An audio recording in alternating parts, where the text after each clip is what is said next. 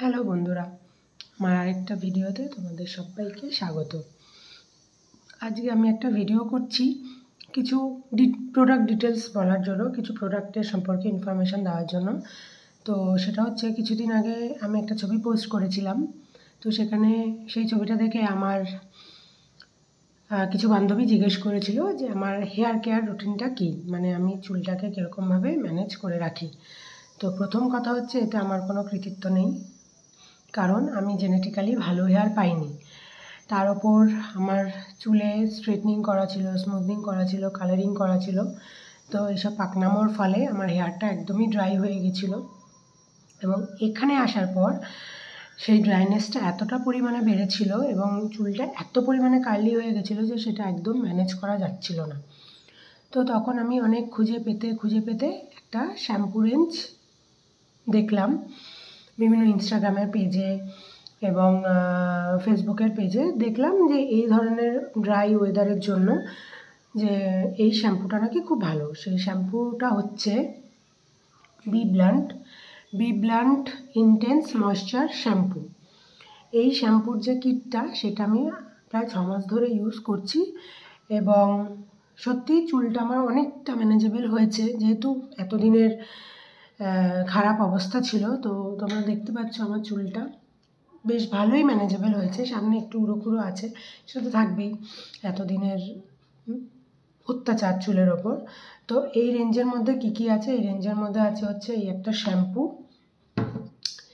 এই একটা কন্ডিশনার, একটা মাস্ক ক্রিম, সেটার যদি লাগে লিঙ্ক আমাকে বলো, আমি দিয়ে দেবো। আর একটা হচ্ছে এই সিরাম।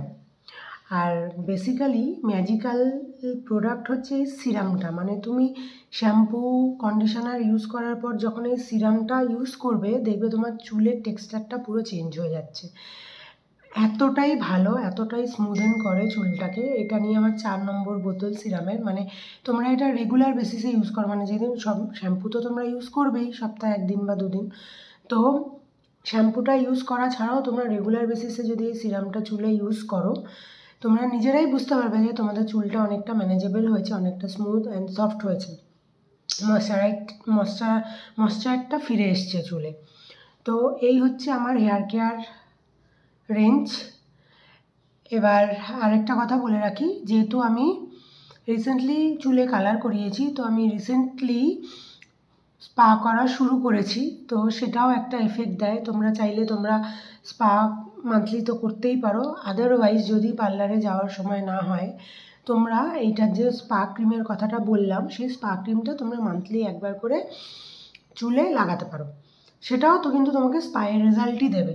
যেহেতু আমি কালার করা, এই জন্য আমাকে পার্লারে গিয়ে আমাকে ওই ব্র্যান্ডের স্পাটা করাতে হয় মান্থলি একবার করে। আদারওয়াইজ তোমরা এই স্পাটাও ইউজ করতে পারো, এটা স্পা ক্রিমটা। আর চেষ্টা করবে যতটা হিট কম লাগানো যায় চুলে, মানে স্টাইলিংটা যতটা কম করা যায়। আমি মান্থলি ম্যাক্সিমাম 1 থেকে 2 বার চুলে স্টাইলিং করি। তো তখন একটা হিট প্রোটেকশন স্প্রে তোমরা ইউজ করে নেবে। আমি কোনটা ইউজ করি যদি তোমরা জানতে চাও আমাকে বলো, আমি সেটাও কমেন্টে লিঙ্ক দিয়ে দেবো তোমাদেরকে। তো এই হচ্ছে আমার hair care routine, nothing special. Shampoo conditioner সবাই ইউজ করে, আমি জাস্ট ব্র্যান্ডটা একটু চেঞ্জ করে নিয়েছি। তো এই হচ্ছে টোটাল প্রোডাক্ট ডিটেলস। তো তোমাদের কিছু এক্সট্রা করে জানার থাকলে আমাকে বলো, আমি তোমাদেরকে সমস্ত ইনফরমেশান ডিটেলস দিয়ে দেবো। চলো, টাটা।